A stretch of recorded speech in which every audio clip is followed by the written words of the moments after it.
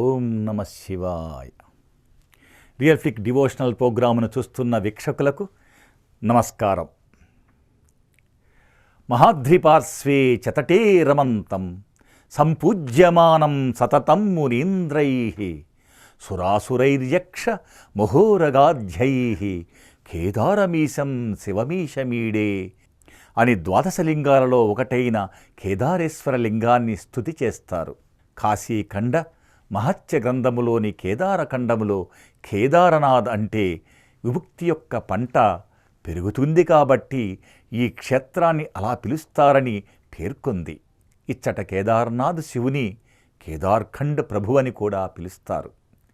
భారతదేశంలో ఉత్తర హిమాలయాలలోని చార్ధామ్ తీర్థయాత్రలోని 4 ప్రధాన ప్రదేశాలలో ఈ ఆలయం ఒకటి. మిగిలిన 3 బద్రీనాథ్, యమునోత్రి మరియు గంగోత్రి. అలాగే పంచకేదార్ తీర్థయాత్రలలో కేదార్నాథ్ మొదటిది. మిగిలిన 4 నేపాల్ ఖాట్మండ్లోని పశుపతినాథి ఆలయం, మద్మహేశ్వర్ తుంగనాథ్, రుద్రనాథ్ మరియు కల్పేశ్వరం. ఇది శివుని 12 జ్యోతిర్లింగాలలో ఒకటి. మిగిలిన 11 సోమనాథ్, మల్లికార్జున, మహాకాళేశ్వర, ఓంకారేశ్వర, భీమాశంకర, విశ్వేశ్వర, త్రయంబకేశ్వర, నాగేశ్వర, వైద్యనాథ్, రామేశ్వరం మరియు కృష్ణేశ్వరం. కేదార్ క్షేత్రములో అర్చనం, దర్శనం, స్పర్శనం భక్తితో చేసినట్లయితే కోటి జన్మల పాపాలను హరించి వేస్తానని సాక్షాత్ ఆ పరమశివుడే సుబ్రహ్మణ్యునికి చెప్పినట్లు స్కాంద పురాణములో తెలుపబడింది. ఈ ప్రాంతమంతా సాక్షాత్తు బ్రహ్మ, విష్ణు, మహేశ్వరులతో పాటుగా శివయోగులు, ఋషులు, దేవతలు సంచరించే మహాన్విత క్షేత్రము. అలాగే అనేక ఔషధ మొక్కలు, వృక్షాలతో మంచుతో కప్పబడిన దేవభూమి. రామాయణములో హనుమ ఈ హిమాలయ కనుమల నుండే సంజీవిని పర్వతాన్ని తీసుకుని వెళ్ళాడని వాల్మీకి రామాయణం ద్వారా తెలుస్తుంది. అలాగే హనుమ ఇప్పటికీ చిరంజీవిగా ఇచ్చటనే గంధమాదన పర్వతాలను ఆవాసం చేసుకున్నాడని పురాణాల ద్వారా తెలుస్తున్నది. పుణ్యనదులైన గంగా, యమున, సరస్వతి, బ్రహ్మపుత్ర, మందాకిని, భాగీరథి, అలక్నంద మొదలగు 19 నదులకు ఈ ప్రాంతం జన్మస్థానము. అటువంటి మహాన్వితము, పురాతనము, హిమాలయ పర్వతాలలో కైలాసంగా నిర్వచింపబడుతూ శివపార్వతుల కళ్యాణ ప్రదేశమై 12 జ్యోతిర్లింగాలలో ముఖ్యమైన జ్యోతిర్లింగంగా కీర్తింపబడుతున్న కేదారేశ్వరలింగ క్షేత్రమును గురించిన సంపూర్ణమైన విశేషాలు, ఇచ్చటకు ఎలా చేరుకోవాలి, దగ్గరలో గల ముఖ్యమైన ప్రదేశాలు మొదలగు పూర్తి వివరాలను ఈ భాగములో తెలుసుకుందాము. తరువాతి భాగములో బద్రీనాథ్, గంగోత్రి, యమునోత్రిల గురించి చెప్పుకుందాం. అసలు ఈ యాత్రను ఏ సమయంలో చెయ్యాలి అనేది గనక మనం ప్రశ్న వేసుకుంటే, హిమాలయ స్థాణువులు మంచుతో కప్పి ఉండటం వలన ఈ యాత్రలోని ఆలయాలు సంవత్సరానికి 6 నెలలు మాత్రమే తెరిచి ఉంటాయి కాబట్టి ఆయా నెలలలోనే యాత్రను చేసుకోవాలి. సాధారణంగా ప్రతి సంవత్సరము ఏప్రిల్ నెలలో అక్షయ తృతీయ తరువాత యాత్ర ప్రారంభమై నవంబర్లో వచ్చే కార్తీక పౌర్ణమికి ముగుస్తుంది. ఖచ్చితమైన తేదీలు వాతావరణ పరిస్థితులను బట్టి 15 రోజులు అటూ ఇటుగా ఉంటాయి. ఈ తేదీలను ఉత్తరాఖండ్ గవర్నమెంట్ వారు తెలియజేస్తారు. ఇప్పుడు కేదార్నాథ్ యాత్ర రిజిస్ట్రేషన్ ఎలా చేసుకోవాలో తెలుసుకుందాము. ఈ యాత్రకు వెళ్ళే ప్రతి ఒక్కరూ ఉత్తరాఖండ్ గవర్నమెంట్ వారి టూరిజం అండ్ డెవలప్మెంట్ బోర్డులో తమ పేర్లను తప్పనిసరిగా బయోమెట్రిక్ పద్ధతిలో ఆఫ్లైన్ ద్వారా నమోదు చేసుకోవాలి. లేదా వారి వెబ్సైట్లో ఆన్లైన్ ద్వారా ఇంటి వద్దనే చేసుకొనవచ్చును. ఆన్లైన్ లింకును ఈ క్రింద ఇస్తున్నాను చూడండి. రిజిస్ట్రేషన్ చేస్తున్నప్పుడు passport size photo, Aadhaar card, soft కాపీలు పిఎన్జి ఫాములో అప్లోడ్ చేయాలి. కోవిడ్ వ్యాక్సినేషన్ నెంబరు, ఎవరైనా సహాయకుల కాంటాక్ట్ ఫోన్ నెంబరు పెట్టుకొని రిజిస్ట్రేషన్ బిగిన్ చేయండి. ఒక్క గ్రూప్ ఐడిలో మీతో యాత్రకు వచ్చే వాళ్ళను కూడా చేర్చవచ్చును. ప్రయాణ సాధనం బస, కారా లేక హెలికాప్టరా అనేది ఇప్పుడే ఎంచుకోవాలి. యాత్రా రిజిస్ట్రేషన్ లెటరు డౌన్లోడ్ చేసుకొని ప్రింట్ తీసుకొని ఎవరి కాపీ వారి వద్ద ఉంచుకోండి. ఆఫ్లైన్లో అయితే హరిద్వార్లో కానీ ఋషికేశ్లో కానీ చేసుకొనవచ్చును. హరిద్వార్లో railway station, Pandit Deen Dayal parking ఏరియాలో, అలాగే ఋషికేశ్లో రోడ్వేస్ బస్టాండ్, హేమకుండ్ గురుద్వార్ ప్రదేశాలలో ప్రత్యేక కౌంటర్లో నమోదు చేసుకొనవచ్చును. ఆధార్ కార్డు కానీ ఏదైనా అడ్రస్ ప్రూఫ్ ఇచ్చి 50 రూపాయలు ఫీజు కట్టాలి. ఇక్కడితో రిజిస్ట్రేషన్ ప్రక్రియ పూర్తవుతుంది. చార్ధామ్లోని ప్రతి ప్రదేశంలో యాత్రా పాస్ చెక్ చేస్తారు. ఇది లేకపోతే వెనుకకు తిరిగి పంపించి వేస్తారు. గుర్తుంచుకోండి, కేదార్నాథ్ భారతదేశంలోని ఉత్తరాఖండ్లోని రుద్రప్రయాగ్ జిల్లాలో ఉన్న ఒక పట్టణము మరియు నగర పంచాయతీ. ఇది జిల్లా కేంద్రమైన రుద్రప్రయాగ్ నుండి సుమారు 80 కిలోమీటర్ల దూరంలో ఉంది. ఇది హిమాలయాలలో మందాకిని నదికి మూలమైన చోరాబరి గ్లేసియర్ సమీపంలో సముద్ర మట్టానికి దాదాపు 11,755 అడుగులు ఎత్తులో ఉంది. పట్టణం చుట్టుపక్కల మంచుతో కప్పబడిన శిఖరాలు, ముఖ్యంగా ఈ కేదార్నాథ్ పర్వతము. సమీప రహదారి గౌరీకుండ్ వద్ద 16 కిలోమీటర్ల దూరంలో ఉంది. తెలుగు రాష్ట్రాల నుండి వచ్చేవారు మొదటగా ఢిల్లీ చేరుకుంటారు. అక్కడ నుండి ట్రావెల్స్ ద్వారా కానీ, బసెస్ ద్వారా కానీ, లేక ట్రైన్స్ ద్వారా కానీ ముందుగా హరిద్వార్ లేదా ఋషికేశ్ చేరుకుంటారు. ఋషికేశ్ హరిద్వార్ నుండి 22 కిలోమీటర్లు. హరిద్వార్ నుండి కూడా అన్ని రకాల ప్రయాణ సాధనాలు మనకు దొరుకుతాయి. ఎక్కువగా టూరిస్ట్ వెహికల్స్, రెంటల్ వెహికల్స్ బాగా అందుబాటులో ఉంటాయి. చాలామంది చార్ధామ్ యాత్ర మాత్రము టూర్స్ అండ్ ట్రావెల్స్ ద్వారా వెళితే కొంచెం సుఖంగా ప్రయాణించవచ్చని, రిస్క్ తక్కువని చెప్తారు.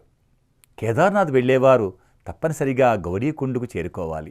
ఇక్కడి నుండే కేదార్నాథ్ పర్వతము ఎక్కటం ప్రారంభమవుతుంది. అందుకని గౌరీకుండ్ చేరుకొనటానికి ముందుగా సోన్ప్రయాగ్ చేరుకోవాలి. ఋషికేశ్ లేదా హరిద్వార్ వయా గోపేశ్వర్ నుండి సోన్ప్రయాగుకు NH 7 మరియు NH 109 మీదుగా సుమారు 250 కిలోమీటర్లు ఉంటుంది. టైము మ్యాక్సిమం 11 గంటలు పడుతుంది. సోన్ప్రయాగుకు డైరెక్ట్గా బసెస్ అందుబాటులో లేకపోతే గుప్తకాశీకి చేరుకోండి. ఇక్కడ నుండి సోన్ప్రయాగ్ 30 కిలోమీటర్లు ఉంటుంది. షేర్డ్ వెహికల్స్లో సోన్ప్రయాగ్ చేరుకొనవచ్చును. సోన్ప్రయాగ్ వరకు వచ్చి అన్ని బసెస్, ప్రైవేట్ వెహికల్స్ ఆగిపోతాయి. ఇక గౌరీకుండ్ చేరుకోవటానికి సోన్ప్రయాగ్ నుండి కేదార్నాథ్ బోర్డు వారి షేర్డ్ వెహికల్స్ మాత్రమే అనుమతిస్తారు. దీని దూరం 6 కిలోమీటర్లు ఉంటుంది. అక్కడితో అన్ని వాహనాలు నిలిచిపోతాయి.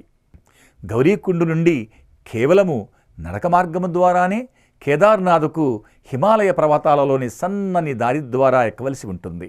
కనుక తప్పకుండా గుప్తకాశీలో కానీ, సోన్ప్రయాగ్లో కానీ లేదా గౌరీకుండ్లో కానీ రాత్రికి బస చేయవలసి ఉంటుంది. ఇక్కడ హోటల్స్ను ఆన్లైన్లో బుక్ చేసుకునవచ్చును. సోన్ప్రయాగ్, గౌరీకుండ్లో టెంట్స్ అందుబాటులో ఉంటాయి. ఇప్పుడు ఏ ప్రదేశం నుండి ఎంత దూరమో ఒకసారి తెలుసుకుందాము. హరిద్వార్ నుండి రిషికేశ్కు 22 కిలోమీటర్లు. ఇక్కడ నుండి buses, shared vehicles, tours and travels అందుబాటులో ఉంటాయి. ఋషికేశ్ నుండి గుప్తకాశీకి 190 కిలోమీటర్లు. ఇక్కడ నుండి బసెస్, ట్యాక్సీలు, టూర్స్ అండ్ ట్రావెల్స్ వారి వెహికల్స్ అందుబాటులో ఉంటాయి. గుప్తకాశీ నుండి సోన్ప్రయాగ్కు 30 కిలోమీటర్లు. షేర్డ్ వెహికల్స్ అందుబాటులో ఉంటాయి. సోన్ప్రయాగ్ నుండి గౌరీకుండ్కు 6 కిలోమీటర్లు. ఎటువంటి ప్రైవేట్ వెహికల్స్ని అనుమతించరు. కేవలము కేదార్నాథ్ బోర్డు వారి వెహికల్స్ మాత్రమే ఉంటాయి.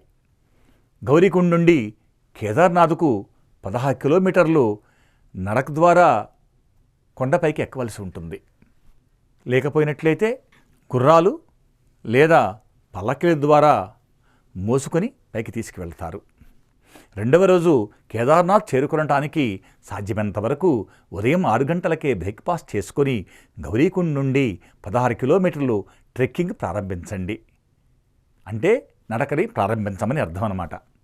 నడవలేని వారు గుర్రాల మీద కానీ, పల్లకీలో కానీ గౌరీకుండ్ నుండి కేదార్నాథ్కు చేరుకొనవచ్చును. రానుపోను సుమారుగా 5,000 తీసుకుంటారు. కేదార్నాథ్ చేరుకొనటానికి సుమారు 5-6 గంటలు పడుతుంది. అంటే కేదార్నాథ్కు సుమారు మధ్యాహ్నము 12 గంటలకు చేరుతారన్నమాట. అదేవిధముగా పాట మరియు సిర్సి నుండి కేదార్నాథ్కు హెలికాప్టర్లు ఉన్నాయి. ఈ 2 ప్రాంతాలు సోన్ప్రయాగ్కు దగ్గరలోనే ఉంటాయి. షేర్డ్ వెహికల్స్లో వెళ్ళవచ్చును. హెలికాప్టర్ ప్రయాణము 10 నిమిషములు పడుతుంది. రానుపోను 5,000 ఒకరికి తీసుకుంటారు. వీటిని ఆన్లైన్లో బుక్ చేసుకునవచ్చును. లింకును కింద ఇస్తున్నాను చూడండి. ఇంత పెద్ద యాత్ర చేయలేని వారికి డెహ్రాడూన్ సహస్రధార హెలిప్యాడ్ నుండి కేదార్నాథ్, బద్రీనాథ్, దోదాం యాత్రను చేసుకునవచ్చును. టిక్కెట్టు ఒక్కొక్కరికి 99,000 ప్లస్ జీఎస్టీ. అది పర్సన్ వెయిట్ 75 కేజీల వరకు. దాటిన తరువాత కేజీ ఒక్కంటికి 2,000 చెల్లించాలి. మధ్యన పాతా కానీ సిసి నుంచి కానీ మరొక హెలికాప్టర్లో తీసుకుని వెళతారు. ఉదయం 5:30 గంటలకు స్టార్ట్ అయితే 2 ధాములను చూపించి సాయంత్రం 4 గంటలలోపే డెహ్రాడూన్ దించుతారు. ఈ యాత్రలో భోజనము, 2 చోట్ల విఐపి దర్శనం ఉంటుంది. ఇంకా దోదాం యాత్ర 2 రోజుల ట్రిప్పు, చార్ధామ్ యాత్ర కూడా ఉన్నాయి. ఈ లింకులో చూసుకోండి. ఇక్కడ రిస్క్ ఏమిటంటే విఐపి దర్శనం గవర్నమెంట్ క్యాన్సిల్ చేస్తే హెలికాప్టర్ సర్వీసెస్ కూడా క్యాన్సిల్ అవుతాయి. అలాగే హెలీ సర్వీసెస్ వాతావరణ ప్రభావం మీద ఆధారపడతాయి. అన్నిటికీ సిద్ధంగా ఉండి హెలీ సర్వీస్ను బుక్ చేసుకోండి. కేదార్నాథ్ హెలీప్యాడ్ నుండి ఆలయానికి 500 మీటర్స్ నడవలసి ఉంటుంది. కేదార్నాథ్ ప్రయాణము వాతావరణ పరిస్థితులను బట్టి ఆధారపడుతుంది. అందుకని తిరుగు ప్రయాణం మీ చేతులలో ఉంటే మీరు అదృష్టవంతులే. కేదార్నాథ్లో ఒకవేళ ఉండవలసి వస్తే టెంట్స్, హోటల్స్ ఉంటాయి. ధరలు 500 రూపాయల నుండి ప్రారంభమవుతాయి. తినటానికి ఆహారం దొరుకుతుంది. సాధ్యమైనంత వరకు తిరిగి గౌరీకుండు, సోన్ప్రయాగ్ లేదా గుప్తకాశీకి చేరుకొని రాత్రికి బస చేయండి. కేదార్నాథ్లో రాత్రికి చలి విపరీతముగా ఉంటుంది. వేడి నీళ్లు కూడా తెచ్చేలోపే చల్లబడిపోతాయి.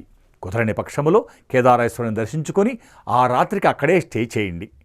ఉదయం మరలా స్వామిని దర్శించుకొని నడక ద్వారా లేదా గుర్రాలు లేదా పల్లకీ ద్వారా గౌరీకుండుకు చేరుకోండి. ఒక్కటి మాత్రం సత్యం, కాలినడకన వచ్చేవారు ఆ 16 కిలోమీటర్లు నడుస్తూ హిమాలయ పర్వత పంక్తులలో హిమవంతుని పర్వతాలను, అందమైన ప్రకృతిని, పచ్చటి లోయలను, హొయలులికే చిన్న చిన్న జలపాతాలను తనివీ తీరా చూస్తూ మైమరిచిపోతారు. దారిలో ఎండ, వాన, చల్లని గాలులు మిమ్మలను మాటిమాటికి పలుకరిస్తుంటాయి. ఇటువంటి కమనీయమైన కనువిందైన కష్టతర యాత్రను జీవితంలో మళ్ళా చేయలేరు. అందుకొని శరీరం సహకరిస్తే తప్పకుండా నడకదారినే ఎంచుకోండి. అలా కేదార్నాథ్ చేరుకున్న భక్తులు కేదార్నాథుని ఆలయం ముందుకు వస్తారు. ఆ ఆలయ ప్రాంగణాన్ని వెనుక తల్లి పార్వతీమాత పుట్టినిల్లు అయిన తండ్రి హిమవంతుని హిమాలయాలు, అలాగే ఆ తల్లి మెట్టినిల్లు అయిన కైలాస పర్వతాలను అంటిపెట్టుకుని పెట్టని కోటగా ఉన్న హిమాలయ పర్వతాలను ఒక్కసారి అలా చూస్తూ ఉండిపోతారు. చేరుకొని ఆలయం ముందు ఉండే నందిని చూస్తూ తన్మయత్వములో తాము ప్రయాణములోని అలసటను, నొప్పులను ఆ క్షణకాలమే మర్చిపోతారు.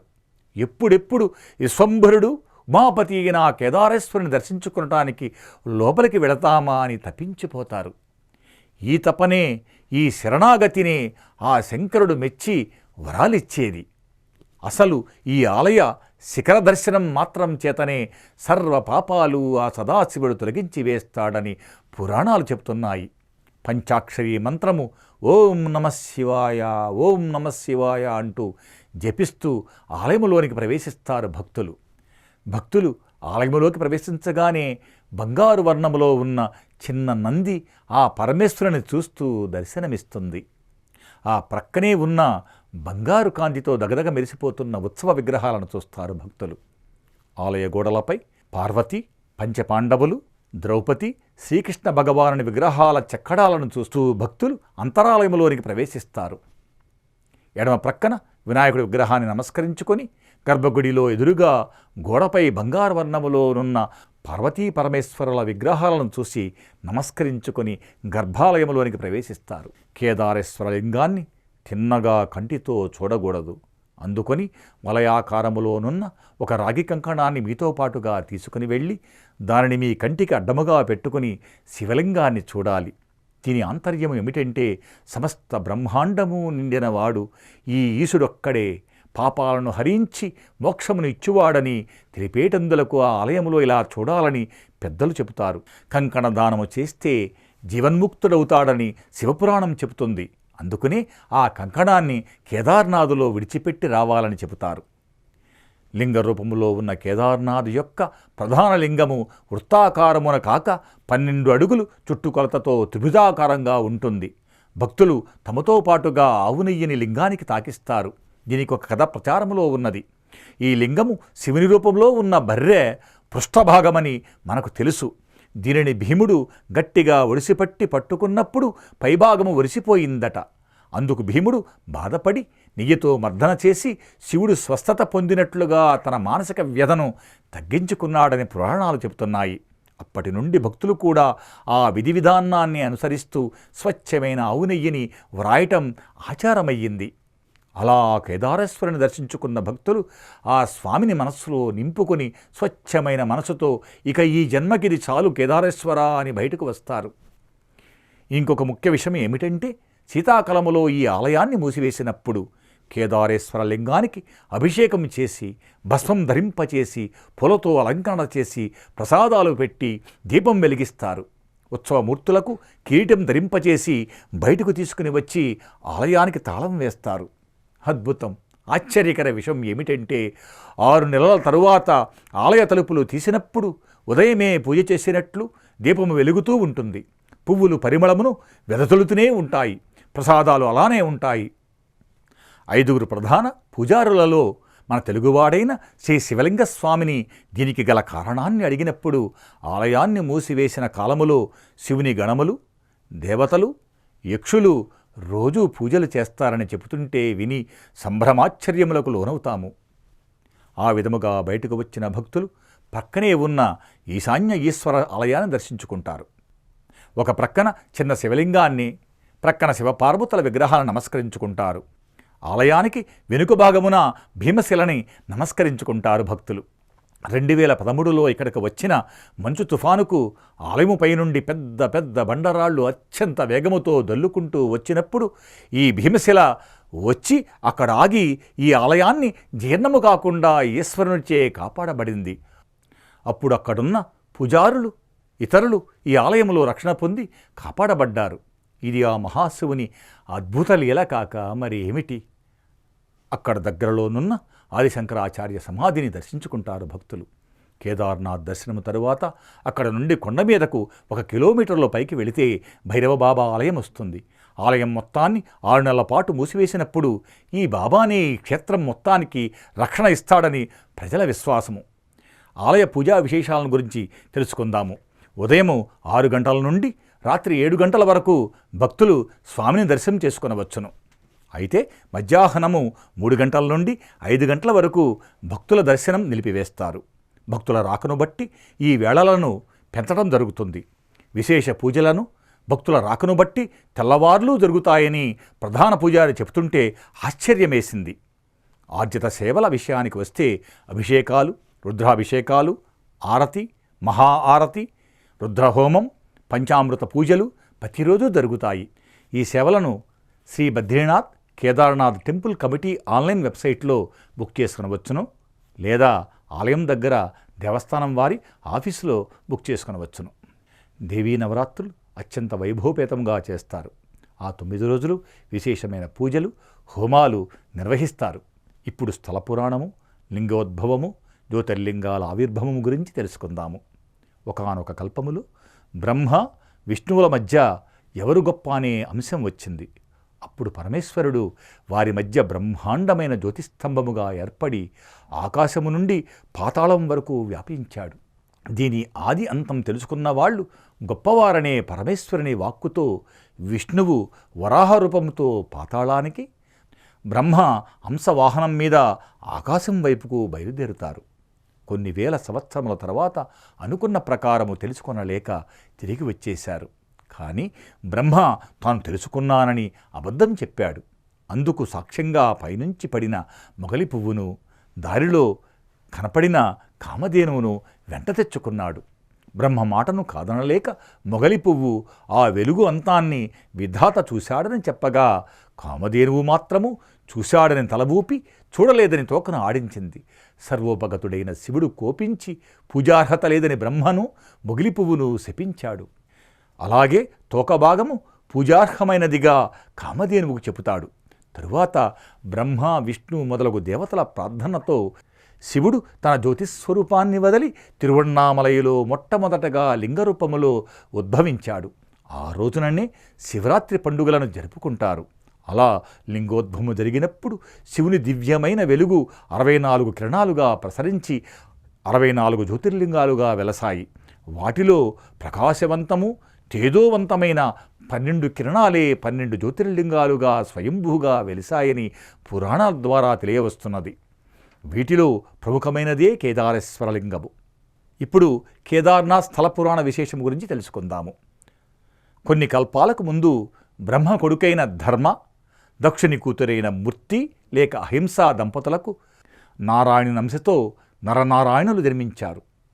వీరు బద్రీనాథ్లో తపస్సు చేస్తున్నప్పుడు నారద మహర్షిచే చెప్పబడి ఇప్పుడున్న కేదార్నాథ్ ప్రాంతానికి వచ్చి రోజు ఒక పార్థివ లింగము చేసి పూజ చేస్తూ శివునికై తపస్సు చేసేవారు. శివుడు ప్రత్యక్షమై వరము కోరుకొనమని చెప్పినప్పుడు ఈ హిమాలయ ప్రాంతంలో వెలసి లోకమును కాపాడువు తండ్రి అని ప్రార్థించారు. వారి ప్రార్థనను సంతోషంతో మన్నించి శివుడు పెద్ద పాషాణలింగముగా కేదారనాథుడిగా వెలిశాడని శివపురాణములో చెప్పబడింది. ద్వాపర యుగాంతమున పంచపాండవులు భారత యుద్ధములో అయిన వారిని, గురువులను, బ్రాహ్మణ యోధులను యుద్ధము నియమానుసారముగా చంపినా దాని పాప పరిహారార్థము శివకాశిలో శివునికై బయలుదేరి శివుని దర్శనార్థము కైలాసముగా చెప్పబడే ఉత్తరకాశీ అయిన ఈ కేదార్నాథులో నరనారాయణులు తపస్సు చేసిన ప్రదేశమునకు వస్తారు. వారిని పరీక్షించుటకై శివుడు అక్కడ వెలసి ఉన్న పాషాణలింగము మాయమై అందుండి ఆ శివుడు గేద లేక బర్రె రూపములో బయటకు వచ్చి వాళ్ళ కళ్ళ ముందు నుండే వెళతాడు. ధర్మరాజు గారి ఆజ్ఞతో భీముడు పరమశివ అంటూ దానిని పట్టుకొనటానికి ప్రయత్నిస్తాడు. అలా పరిగెడుతూ ఆ బర్రె ఒకచోట మాయమైపోతుంది. ఆ ప్రదేశాన్నే గుప్తకాశీ అని అంటారు. తరువాత వెతుకుతుండగా వారికి ఒక ప్రదేశంలో బర్రెలు తిరుగుచుండటం గమనిస్తారు. హిమాలయ పర్వత ప్రాంతములో బర్రెలు ఉండవని, అక్కడ బర్రెలను చూచి పాండవులకు ఆశ్చర్యము కలుగుతుంది. ఇది శివుని పరీక్షయని ధర్మరాజు గారి ఆజ్ఞతో శివుని రూపంలో ఉన్న బర్రెను కనుగొనడానికి భీముడు అక్కడ ఉన్న మేరు, సుమేరు పర్వతాలపై అటునిటు కాళ్ళు పెట్టి నిలబడతాడు. మిగిలిన పాండవులు అన్ని బర్రెలను అతని కాళ్ళ క్రిందకు తోలుతారు. కానీ ఒక్క బర్రె మాత్రము ప్రక్కకు పోవటాన్ని గమనించి ఆ బర్రెనే శివునిగా తలంచి పరమశివ అంటూ భీముడు దాని వెనుక భాగాన్ని పట్టుకుంటాడు.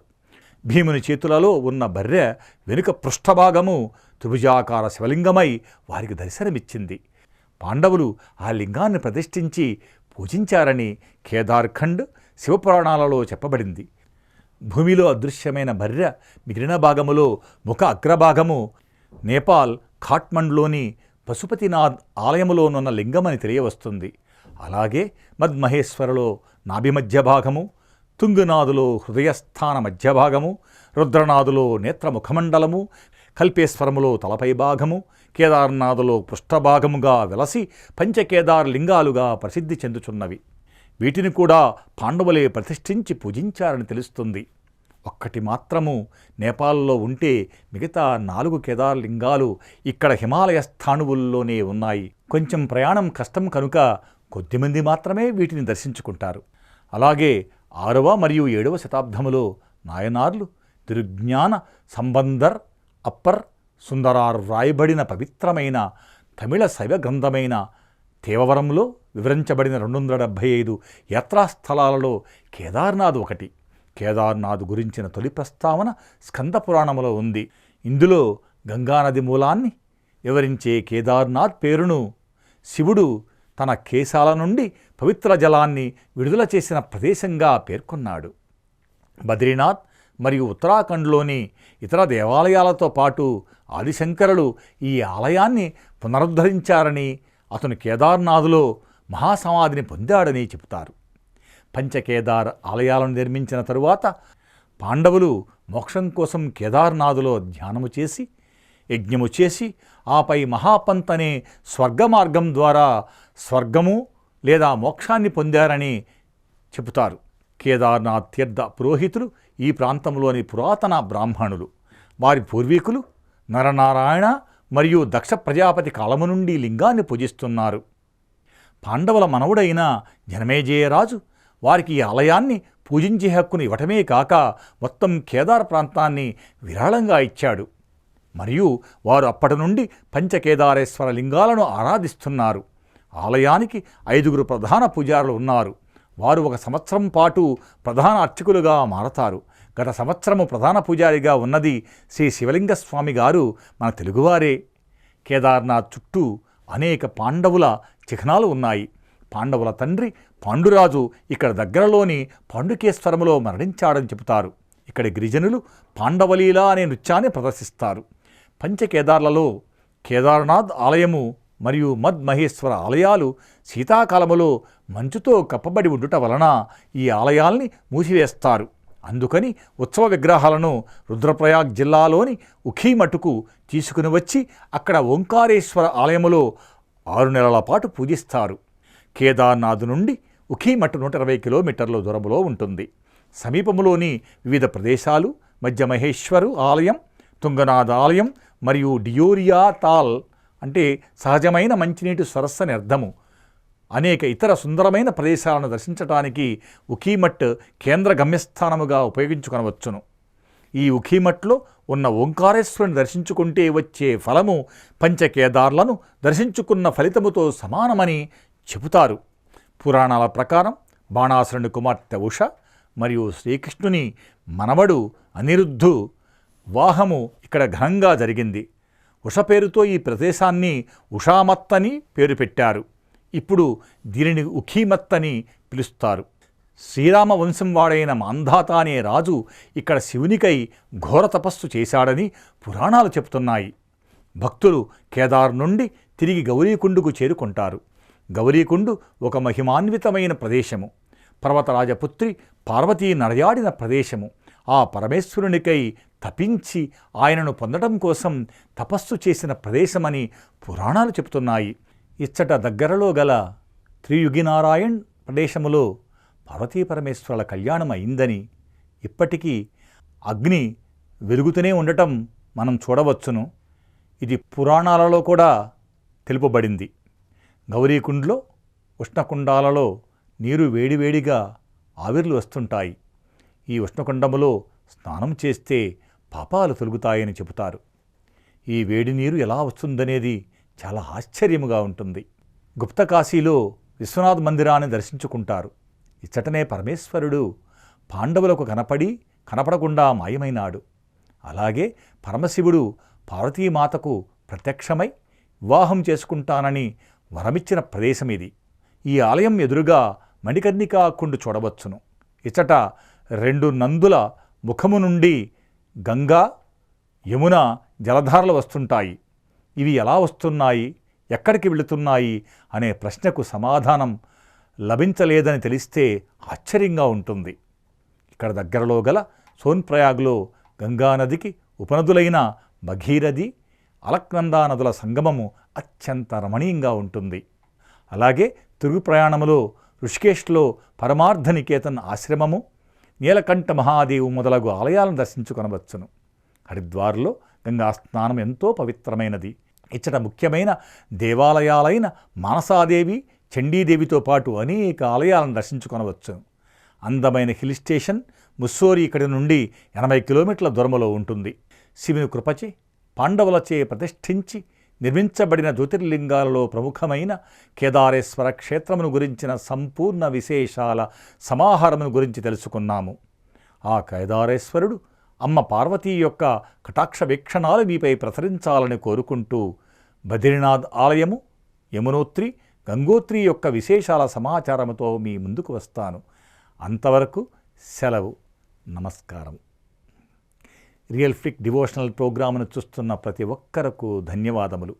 మీ సూచనలను, సలహాలను దిగువ కామెంట్ బాక్స్ ద్వారా తెలియజేయగలరు. మరిన్ని తీర్థ ప్రయాణముల సమాచారం కోసం మా ఛానల్ను సబ్స్క్రైబ్ చేయగలరు. ఉంటాను.